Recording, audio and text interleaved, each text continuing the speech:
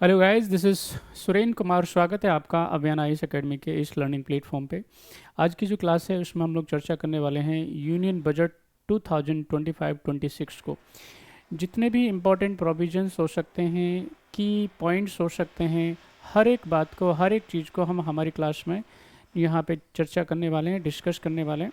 आप ध्यानपूर्वक सारी बातों को सुनिएगा, कोई बात ना समझ में आए तो पूछिएगा। तो बिना देरी के हम हमारी क्लास को स्टार्ट करते हैं।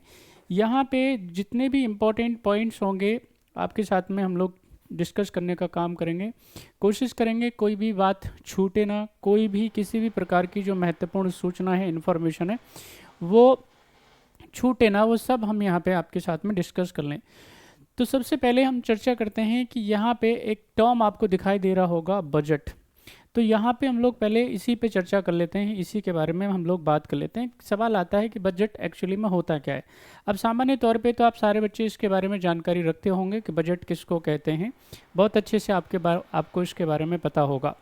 साथ ही साथ में फिर हम लोग बात करेंगे यहाँ पे कि भाई इसमें शामिल क्या क्या होता है। तो बारी बारी से हम लोग बात करते हैं। जब जब चर्चा की जाती है, जब जब बात आती है किसके बारे में, बजट के बारे में, तो ये क्या होता है, ये गवर्नमेंट का एस्टिमेटेड इनकम और एक्सपेंडिचर का अकाउंट होता है, लेखा जोखा होता है। मतलब यहाँ पे सरकार के पास में कितना पैसा आने वाला है, कितनी उसकी इनकम होने वाली है, और साथ ही साथ में सरकार को पूरे साल में कितना खर्चा करना है, किस बात पे खर्चा करना है, किस आइटम पे, किस मद में खर्चा करना है।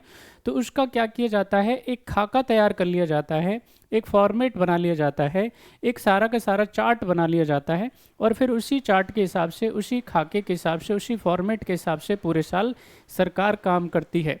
तो यहाँ पे अगर मैं बात करता हूँ इस टर्म के बारे में, इस टर्म बजट के बारे में, तो भारत के संविधान में कहीं पे भी बजट टर्म मेंशन नहीं है।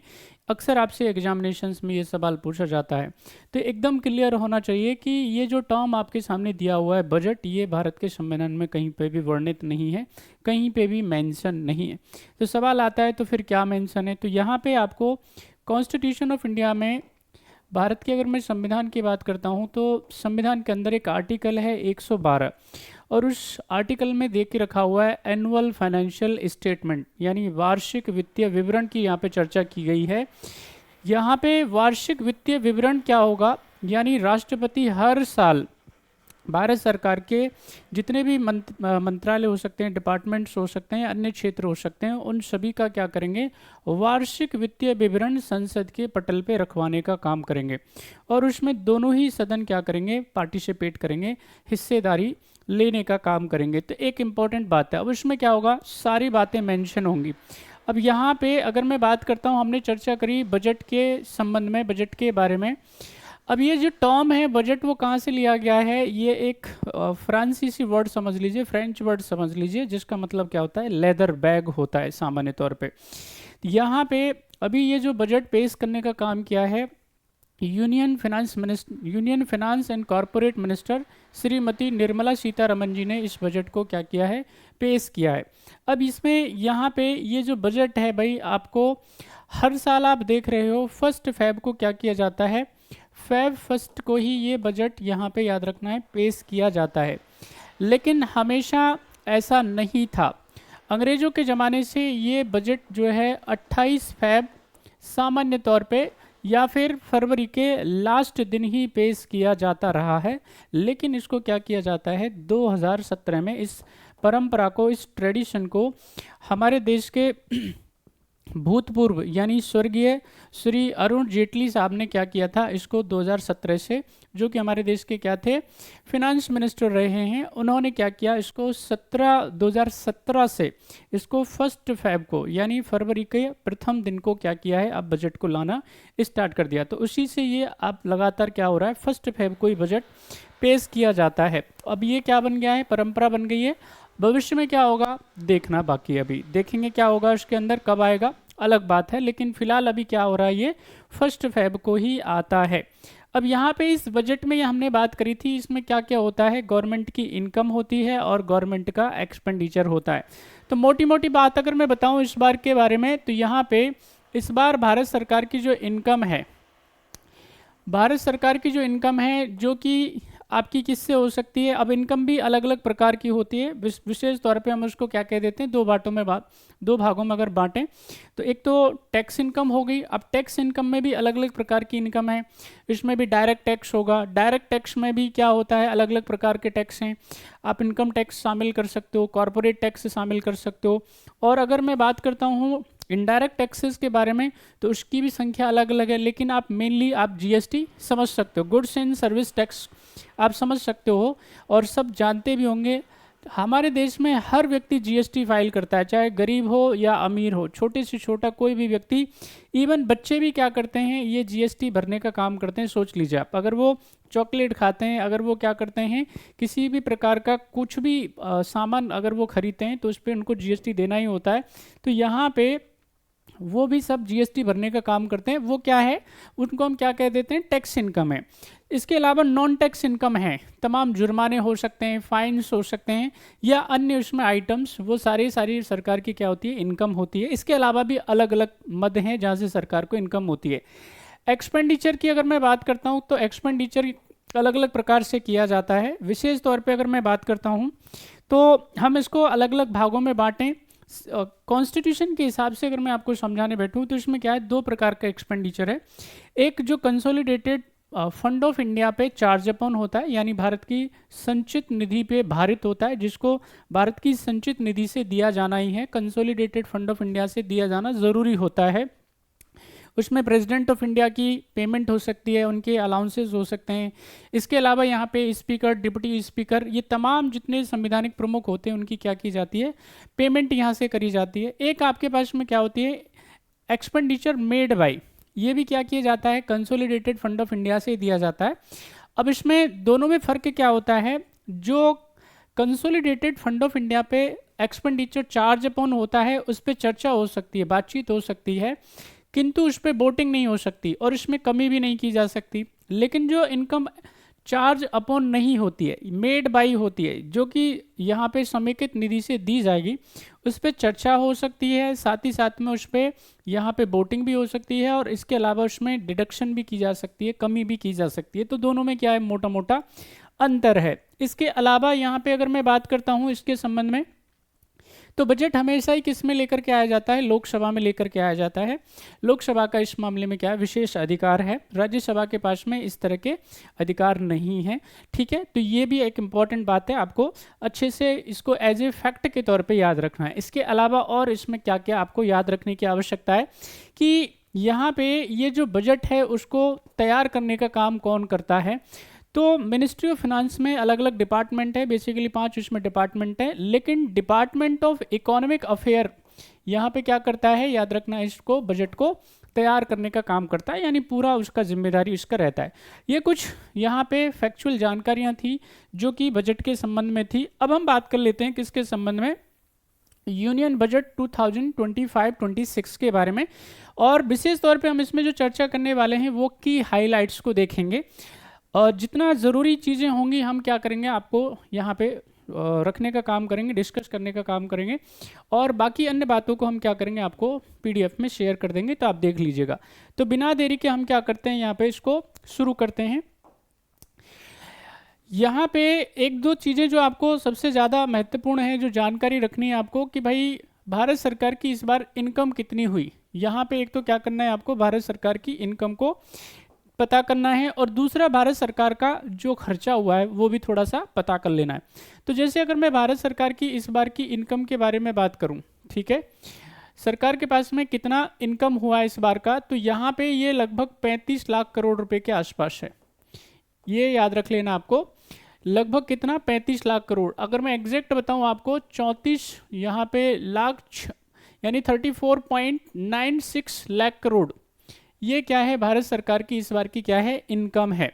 साथ ही साथ में इसमें अगर मैं बात करता हूँ किसके बारे में, एक्सपेंडिचर के बारे में, खर्चे के बारे में, तो ये लगभग रहने वाला है आपका 50.65 लाख करोड़। यानी यहाँ पे लगभग आप मान के चलिए इसको कि 50 लाख करोड़ के आसपास भारत सरकार खर्चा करने वाली है। अब इसमें क्या है, बोरोइंग भी शामिल है, याद रखना, इसमें लगभग 14 लाख करोड़ रुपए के आसपास की क्या है, उधारी भी शामिल है, जो कि मार्केट से ली जाएगी। तो ये है बेसिकली इसके संबंध में। अब यहाँ पे मेन बातें हम लोग क्या करते हैं, आपके साथ में डिस्कस करते हैं, आपके साथ में चर्चा करते हैं, जिनके बारे में आपको ठीक से होना चाहिए जानकारी। यहाँ पे जर्नी हम बात करते हैं किसकी, विकास की, यानी जर्नी ऑफ डेवलपमेंट, विकास की गाथा की बात करते हैं हम लोग, यात्रा की बात करते हैं। ये क्या है, देखो ये वो पीडीएफ है जो कि क्या है, फिनांस मिनिस्ट्री की वेबसाइट पे भी आपको अवेलेबल होगी। हमने उसमें कुछ भी परिवर्तन नहीं किया है, सेम टू सेम आपको यहाँ पे बताने का काम कर रहे हैं। तो यहाँ पे आपको एक एक बात को बड़े ध्यान से क्या करना है, पढ़ना है अच्छे से। इसमें देख के रखा हुआ है इंजन्स ऑफ डेवलपमेंट, यहाँ पे आपको जो विकास के इंजन है वो दे करके रखे हुए हैं। तो विकास के जो इंजन इस बार बजट में बताए गए हैं वो कितने बताए गए हैं भाई, 4। उसमें पहला स्थान दिया गया है किसको, एग्रीकल्चर को, खेती को दिया गया, खेती बाड़ी को। आप समझ लीजिए खेती बाड़ी कितनी इंपॉर्टेंट है, कितनी ज़रूरी है। बिना खेती बाड़ी के यानी बिना प्राइमरी सेक्टर के आप विकास की कल्पना नहीं कर सकते, आप विकास के बारे में सोच तक नहीं सकते। यहाँ पे ये बिल्कुल इंपॉर्टेंट है। इसके अलावा दूसरा एमएसएमई, यहाँ पे माइक्रो स्मॉल मीडियम इंटरप्राइजेज बड़े इंपॉर्टेंट हैं, क्योंकि सबसे ज़्यादा रोजगार अगर कहीं से क्रिएट होता है, सबसे ज़्यादा अगर कहीं पे आपको एम्प्लॉयमेंट मिलता है तो वो एमएसएमई से ही मिलता है। तीसरा इंपॉर्टेंट है इन्वेस्टमेंट। अगर भाई निवेश नहीं होगा, इन्वेस्टमेंट नहीं होगा, तब भी क्या है, विकास अधूरा ही रहेगा। ठीक है कि नहीं। किसी के पास में क्या होता है, स्किल होते हैं, किसी के पास में लेबर होती है और किसी के पास में कैपिटल होता है। तो क्या करना पड़ेगा, किसी को अपना कैपिटल इन्वेस्ट करना पड़ेगा, किसी को अपना लेबर इन्वेस्टमेंट करना पड़ेगा, किसी को अपना स्किल डेवलपमेंट, किसी को अपना स्किल इन्वेस्टमेंट करना पड़ेगा। तो जिसके पास जो है, जब वो कॉपरेट करेंगे तब जा करके क्या होगा, यहाँ पे निर्माण का काम होगा। इसके अलावा इम्पोर्टेंट है आपका एक्सपोर्ट्स। देखो आपने सारा कुछ तैयार कर लिया है और उसको अगर खरीदने वाला ही नहीं होगा तो कैसे काम चलेगा। तो इसलिए क्या है, एक्सपोर्ट बड़ा इंपॉर्टेंट है। तो 4 यहाँ पे क्या की गई है, यहाँ पे विकास के इंजनों की बात करी गई है इस बार के बजट में। अब यहाँ पे अगर बात करी जाती है किसके बारे में, ये विकास के इंजन का फ्यूल क्या बताया गया है। विकास का इंजन का यहाँ पे फ्यूल बताया गया है इस बार, और वो फ्यूल है, वो ईंधन है रिफॉर्म। यानी सरकार लगातार क्या कर रही है, रिफॉर्म कर रही है, लगातार नए नए नियम, लगातार आप देखेंगे इसमें ईज ऑफ डूइंग बिजनेस के लिए प्रयास हो सकते हैं, लगातार इनिशिएटिव्स हो सकते हैं, लगातार क्या करना, रेड ट्रेपिज्म पे को ख़त्म कर देना, तमाम जितने भी हर्डल्स हैं बिजनेस व्यापार में आगे बढ़ने में उनको ख़त्म कर देना। तो यहाँ पे सरकार लगातार क्या कर रही है, पॉलिसी रिफॉर्म का काम कर रही है। और वो क्या कर रहे हैं, वो विकास के इंजन में ईंधन का काम कर रहे हैं, यहाँ पे ये गवर्नमेंट कहना चाह रही है। इसके अलावा गाइडिंग जो प्रिंसिपल है वो उसमें क्या है, उन्होंने बात करी है इसमें स्पिरिट के बारे में। गाइडिंग जो स्पिरिट है उनका वो क्या है, इंक्लूसिविटी, यानी कि हर कोई, गरीब हो, अमीर हो, बिजनेसमैन हो, लेबर हो, सबको क्या मिलना चाहिए, विकास का फ़ायदा मिलना चाहिए, विकास का लाभ मिलना चाहिए।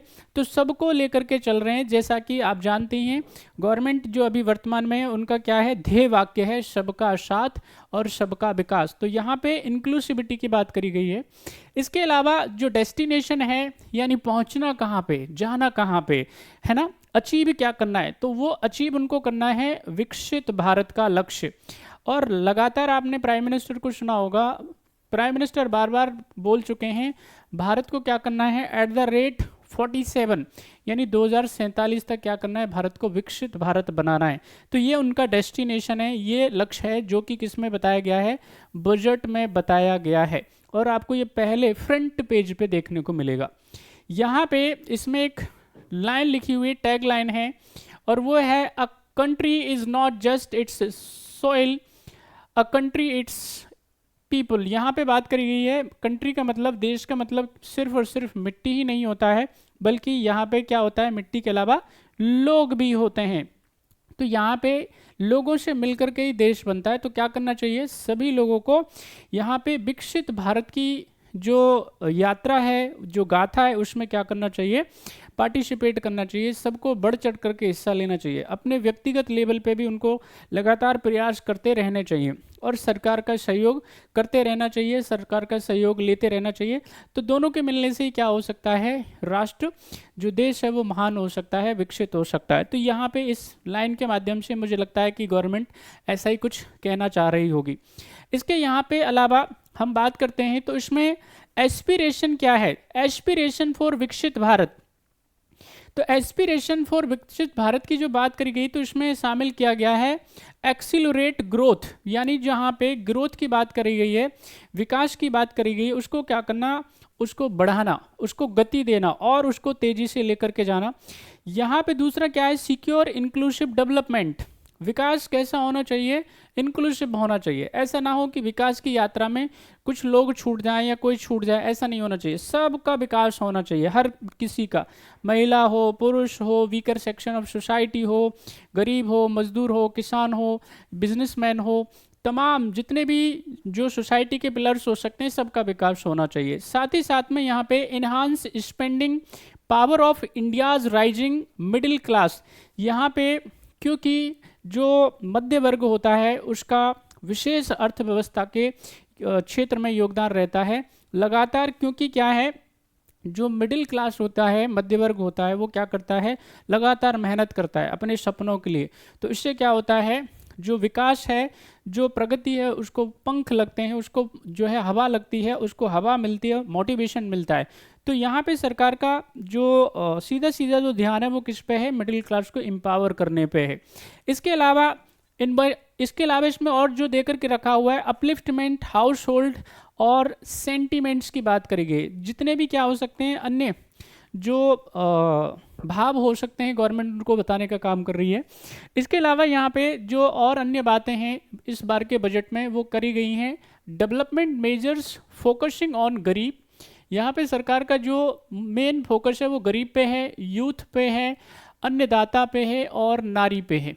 यानी जो गरीब, जिस भी, अगर हम सेक्शन ऑफ सोसाइटी की बात करें जहाँ पे क्या है, अभी अर्थव्यवस्था की मजबूती नहीं है, जिनकी आर्थिक स्थिति कमज़ोर है, सामाजिक स्थिति कमज़ोर है, उसको क्या करना, एम्पावर करने का काम करना। तमाम जो हमारे यूथ हैं, जो कि हमारा देश का भविष्य है, उसको क्या करना, जो है मदद करना, उसको एक हेल्पिंग हैंड प्रोवाइड करना। और उसके अलावा अन्नदाता, यानी यहाँ पे किसानों की बात करी गई है। और साथ ही साथ में नारी, तो यहाँ पे महिला, वुमेन एम्पावरमेंट की बात करी गई। तो इसमें क्या क्या बातें हैं जो ज़रूरी हैं, इम्पोर्टेंट हैं।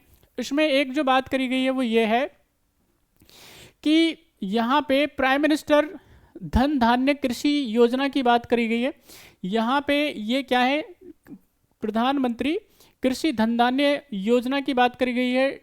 इसमें डेवलपिंग एग्री डिस्ट्रिक्ट प्रोग्राम की चर्चा की गई है। यहाँ पे क्या करना, 100 डिस्ट्रिक्ट्स होंगे, यानी कि लगभग 100 जिलों की बात करी गई है। और उनमें कितने फार्मर्स, लगभग 1.7 करोड़ फार्मर्स, उनको क्या करना है, एम्पावर करना, इसमें दे करके रखा हो गया है। ठीक है। इसके अलावा यहाँ पे enhance credit through the KCC, यहाँ पे क्या करना, किसानों की जो क्रेडिट है उसको इनहांस करना, बढ़ाना उसको, और किसान क्रेडिट कार्ड के माध्यम से, केसीसी के माध्यम से। तो यहाँ पे इसमें क्या मिलेगा, जो किसान क्रेडिट कार्ड का जो फायदा है वो मिलेगा लगभग 7.7 करोड़ लोगों को। यानी यहाँ पे 7.7 करोड़ किसानों को क्या मिलेगा, इसका फायदा मिलेगा। जिसमें अभी तक जो क्रेडिट लिमिट हुआ करती थी केसीसी की, वो 3 लाख हुआ करती थी, इसको बढ़ा करके कितना, यहाँ पे केसीसी की लिमिट को 5 लाख करने की बात करी गई है। ठीक है। इसके अलावा यहाँ पे मिशन फॉर कॉटन प्रोडक्शन, जो कि 5 साल के लिए होगा। इसके अलावा यहाँ पे क्या बात करी गई है, national mission on high yielding seeds, यानी कि लगातार आप देख रहे हैं कि क्लाइमेट चेंज से हमारी जो कृषि व्यवस्था है उसमें काफ़ी दिक्कतें आ रही हैं। अलग अलग प्रकार की समस्याएं हमारे अन्नदाता को झेलनी पड़ती हैं। ठीक है। कभी बारिश नहीं होती है और कभी बारिश बहुत तेज़ हो जाती है, कभी सूखा पड़ जाता है। वैसी स्थिति में क्या होता है, बहुत नुकसान होता है, जुताई का, साथ ही साथ में बुवाई का, और बहुत नुकसान होता है।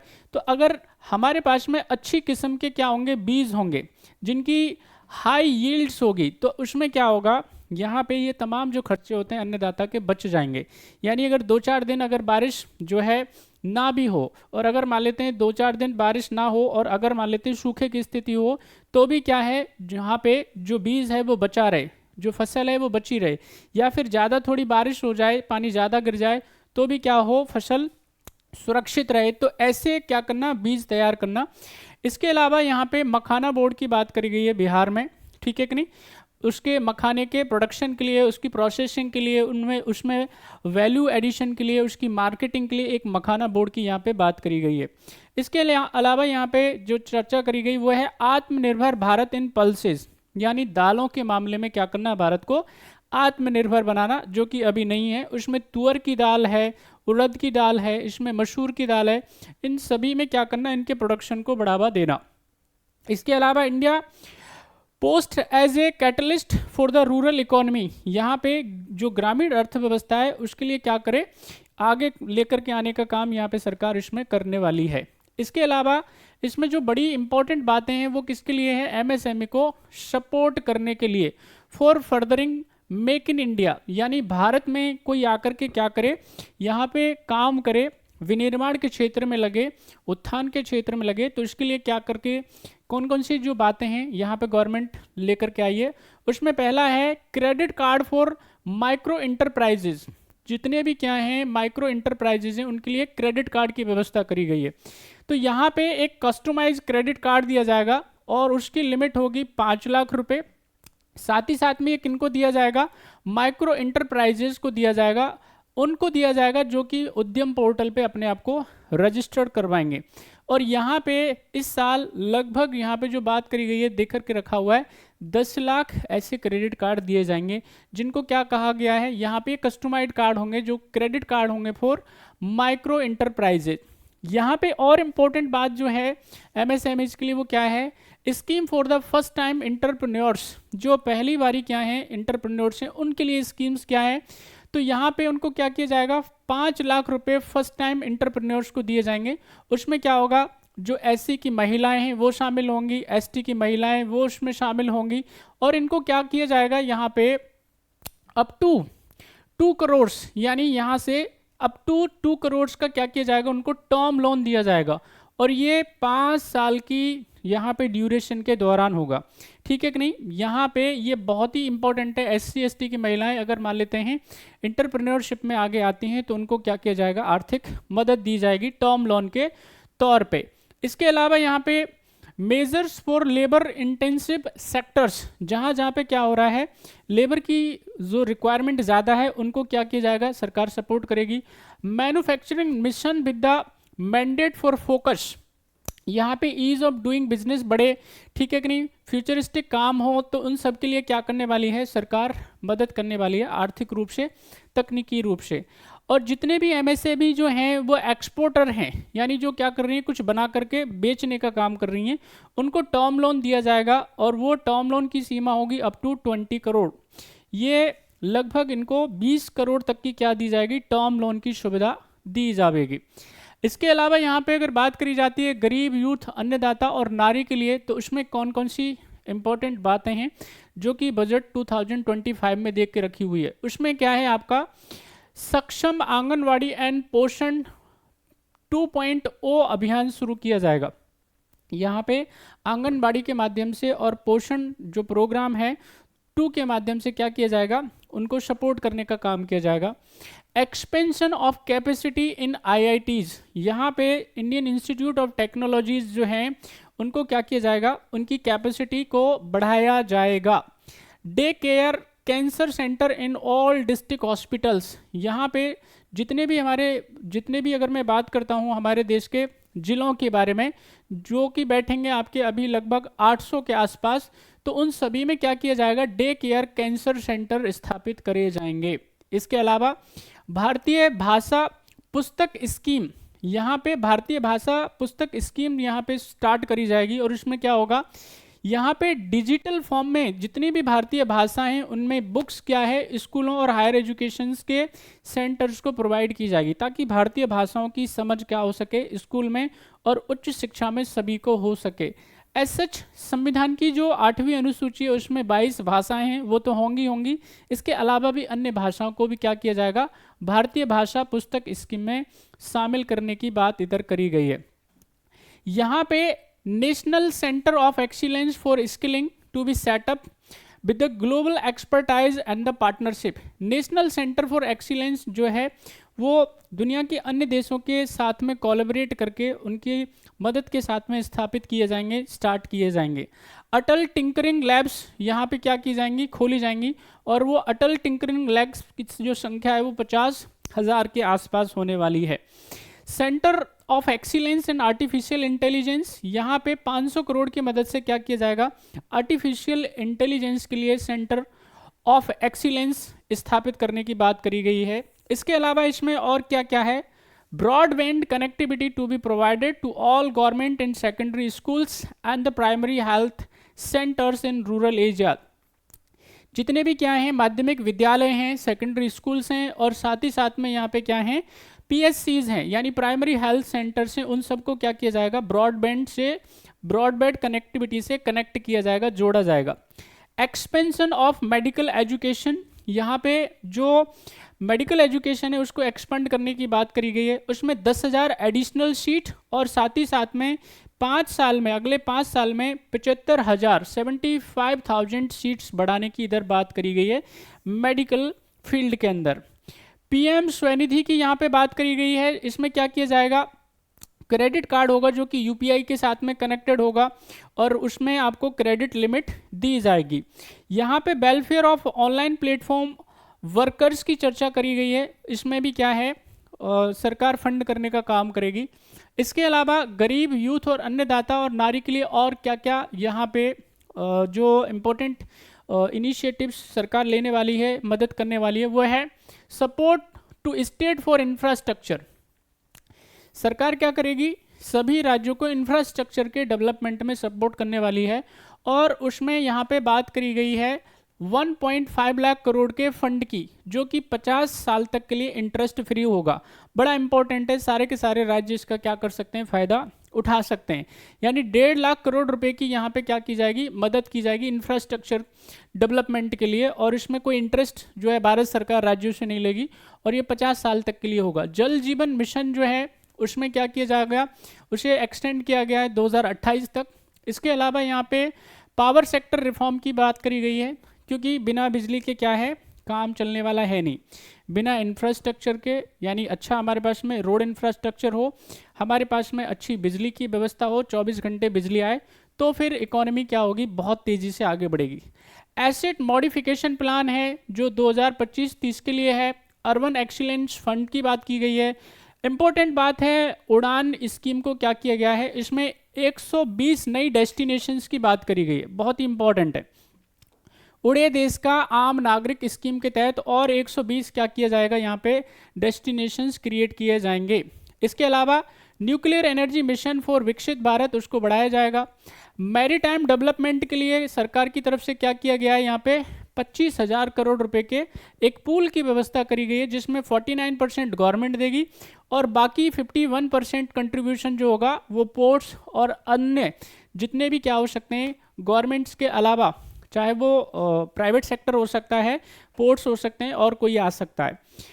फ्यूचर नीड्स फॉर, यहाँ पे बिहार की अगर बात करी जाएगी तो ग्रीन फील्ड बहुत ही, देखिए बिहार के लिए बड़ी इस बार जो है घोषणाएं करी गई हैं, बार बार यहाँ पे बिहार ही आ रहा है मखाना बोर्ड के अलावा। देखो ग्रीन फील्ड एयरपोर्ट की बात करी गई है, जो कि क्या किया जाएगा, बिहार में बनाया जाएगा। फाइनेंशियल सपोर्ट होगी किसके लिए, वेस्टर्न कोशी कैनाल के लिए। वेस्टर्न कोशी कैनाल के लिए यहाँ पे क्या होगा, फाइनेंशियल सपोर्ट गवर्नमेंट देने वाली है। यहाँ पे स्वामी जो फंड योजना है उसको भी क्या किया जाएगा, इसमें 15,000 करोड़ रुपए का फंड गवर्नमेंट दे रही है। इसके अलावा यहाँ पे अगर हम बात करते हैं PM रिसर्च फेलोशिप है, उसको बढ़ाया जाएगा IIT और IISc के लिए, यानी Indian institute of technology and यहाँ पे इंडियन इंस्टीट्यूट ऑफ साइंस की अगर बात करते हैं तो उसको बढ़ाया जाएगा। रिसर्च डेवलपमेंट एंड इनोवेशन पे सरकार लगभग 20,000 करोड़ रुपए क्या कर रही है, खर्चा कर रही है। Gene bank for crop germ plasm के लिए क्या कर रही है सरकार, यहाँ पे जीन बैंक खोलने की काम करेगी, और इसमें क्या है लगभग 10 लाख जर्म प्लांट लाइन्स की बात करी गई, जिनको सेटअप किया जाना है, बनाया जाना है। नेशनल यहाँ पे जियो स्पाशियल मिशन शुरू करने की बात करी गई है। इसके अलावा एक्सपोर्ट प्रमोशन मिशन है, भारत नेट मिशन है, एडिशनल फ्रेमवर्क फॉर GCCs की यहाँ पे बात करी गई है, जो कि क्या है भारत की जो तरक्की है उसको और आगे बढ़ाने का काम करेगा। इसके अलावा इसमें फाइनेंशियल सेक्टर रिफॉर्म आता है आपके पास, और इस फाइनेंशियल सेक्टर रिफॉर्म में क्या किया गया है, इंश्योरेंस जो सेक्टर है उसमें एफडीआई फॉरेन डायरेक्ट इन्वेस्टमेंट की जो लिमिट हुआ करती थी 74% उसको बढ़ा करके 100% कर दिया गया है। तो बढ़िया है, यहाँ पे क्या होगा, जो प्रीमियम्स हैं उनमें कुछ कमी आने की संभावना है, थोड़ा कंपटीशन भी बढ़ेगा। Rationalisation of requirement and procedures for the speedy approval of the company merger, company अगर मर्ज करनी चाहती है तो उसको क्या मिलेगा, जल्दी अप्रूवल मिलेगा, बार बार रोका नहीं जाएगा, बहुत नुकसान होता है इसकी वजह से। Revamped central KYC registry to be rolled out in 2025। इसके अलावा यहाँ पे अन्य बात भी करी गई है, ठीक है कि नहीं, जो कि क्या है हम आने वाले और आपको अलग अलग समय पे बताते रहेंगे। टैक्स रिफॉर्म जो है वो लेकर के आया गया है। न्यू टैक्स रिजीम, उसको ज़रा देख लेते हैं हम इसमें क्या क्या है।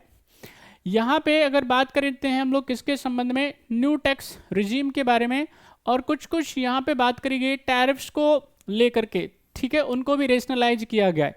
जो इसमें सबसे इम्पोर्टेंट मुझे नज़र आ रहे हैं, जो मैं चाहूँगा कि आपके साथ शेयर करूँ, उसमें लेकर के रखा हुआ है 36 जो लाइफ सेविंग ड्रग्स हैं, मेडिसिन हैं, इनको क्या किया गया है, ड्यूटी फ्री किया गया है। ये बहुत ही इंपॉर्टेंट है भाई, ये बड़ा खास है, आपको याद रखना है। 36 जो लाइफ सेविंग ड्रग्स हैं, मेडिसिन हैं, उनको क्या किया गया है, ड्यूटी फ्री किया गया है। 6 मेडिसिन हैं, वो डिटेल में आपको देख लेंगे, बजट में हम बता देंगे आपको कौन कौन सी उसमें ड्रग्स हैं और कौन कौन सी मेडिसिन हैं जिनको क्या किया गया है, ड्यूटी फ्री किया गया है।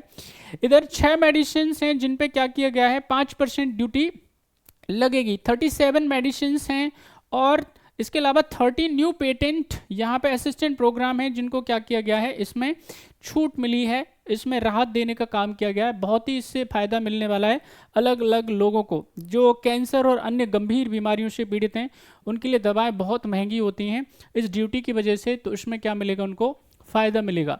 यस, अभी हम बात कर लेते हैं किसके बारे में, डायरेक्ट टैक्स के बारे में। ये बड़ा इंपॉर्टेंट है, बार बार इस पर क्या हो रहा है, चर्चा हो रही है, सुबह से शाम तक इसी पे अभी आजकल क्या हो रही है, बात हो रही है हर जगह पे। उसमें यहाँ पे बात जो करी गई है, एक तो आप समझ लीजिए 12 लाख रुपए तक की जो इनकम है उसको क्या कर दिया गया है, टैक्स फ्री।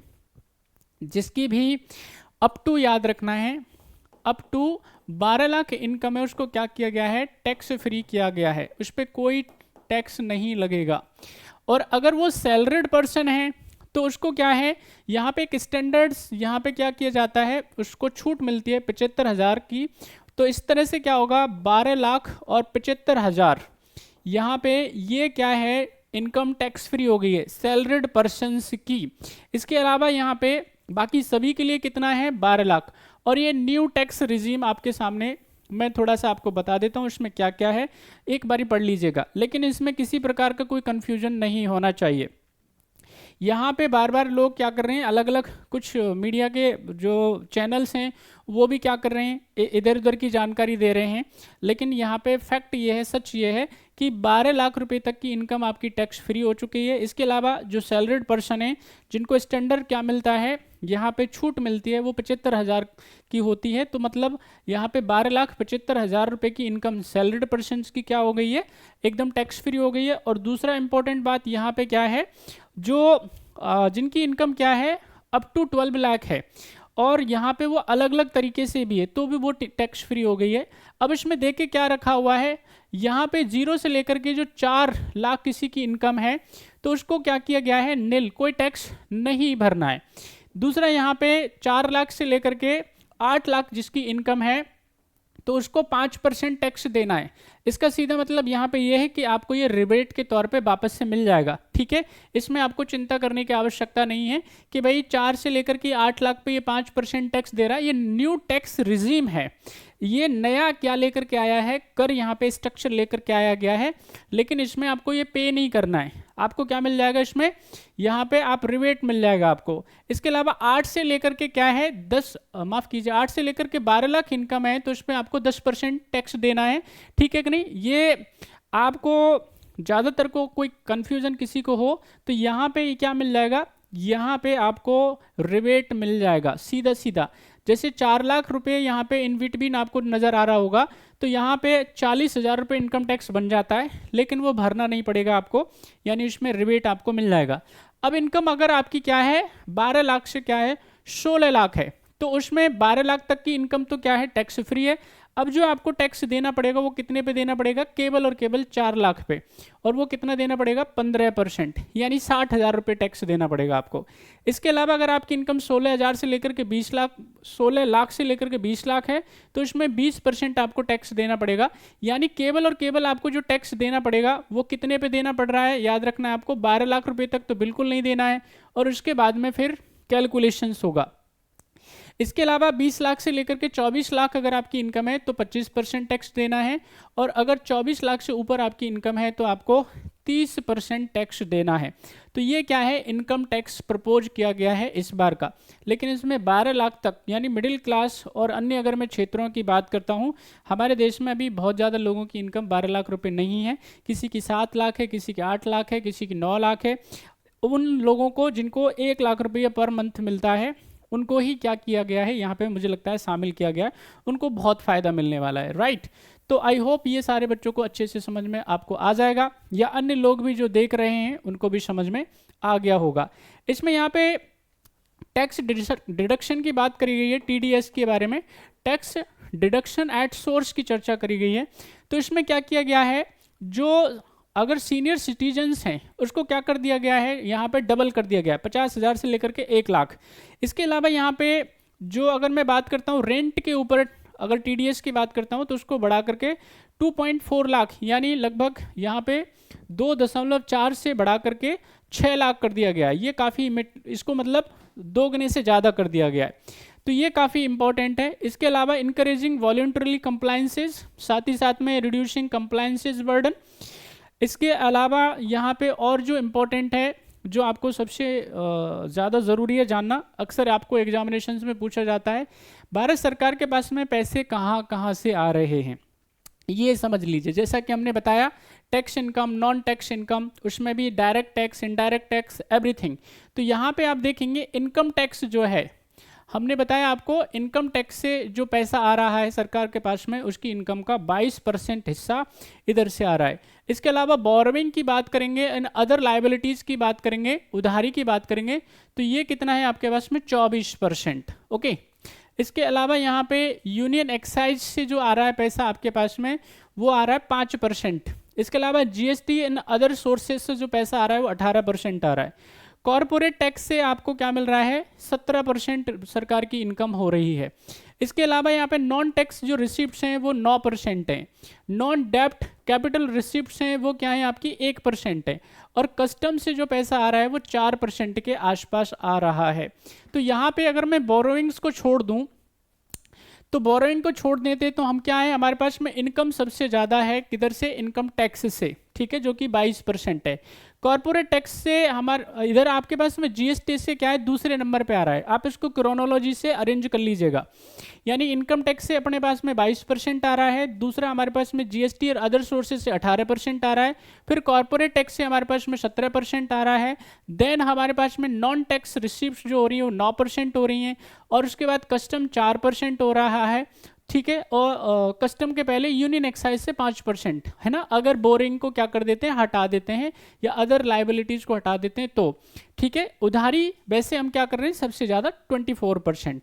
तो एकदम ये क्लियर होना चाहिए। अब यहाँ पे ये तो रहा आपके पास में इनकम, जो कि अलग अलग क्या हो रहा है आपके पास में सोर्सेज से भारत सरकार की हो रही है। और अब बात कर लेते हैं हम लोग एक्सपेंडिचर के बारे में। तो खर्चा हम सबसे ज़्यादा कहाँ पे कर रहे हैं, हम साथ ही साथ में आपको मिनिस्ट्री वाइज जो खर्चा है, अलॉटमेंट है, वो भी बता देंगे एंड में।